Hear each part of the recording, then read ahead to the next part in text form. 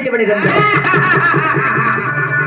என்று கோங்கமார்கள் எல்லாம் ஒருவாறு சம்மதித்து போய்விட்டார்கள்.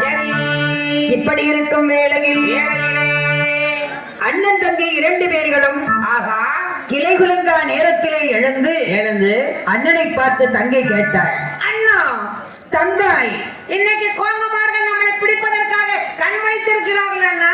அண்ணா அண்ணா அண்ணா தங்காய் தங்காய் தங்காய் கோங்கமார்கள் இன்றைக்கு இரவு முழுதும் உறங்காமல் நம்மை பிடிப்பதற்கு காத்திருக்கிறார்கள். ஆமா, இன்றைக்கு அவர்களுடைய கைகளில் இல்லாமல் பிடிகொடுக்க வேண்டும். அப்பொழுதுதான் நம்மளை கொண்டு காட்டிலே போடுவார்கள். காட்டில் கொண்டு போடுவார்கள். போன ஜென்மத்தில் என்னை சகைமோசம் செய்தானே சதித்துக் கொண்டானே சண்டாளன், அவனை என்னால் பலி எடுக்க வேண்டும் என்று காவிரிப்பம் பட்டினத்தில் மாநாயகன் செட்டியாருக்கு மைந்தனாக பிறந்திருக்கிறான்.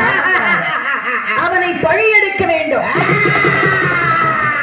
மிச்சமேனி எல்லாம் விட்டு வச்சிருக்கவில்லை. ஆடு மாடு அடிச்சு சாப்பிட்டு வருவோமா என்ற என் தாயாகிய நீலி அம்பிகை அண்ணனை அழைத்துக் கொண்டு காத்திருப்ப அறியாமல் காத்திருப்ப அறியாமல் மனசோடல் குழந்தைகளும் காத்திருக்க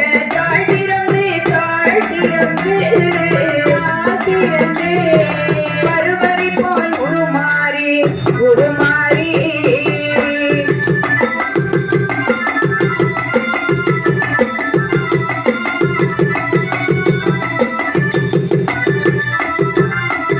ஆக்க ஒண்ணா பசி எழும்பி அவர்களும் நடந்தனரே.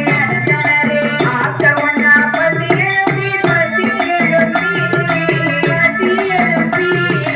அவர்களுமே நடந்தனரே.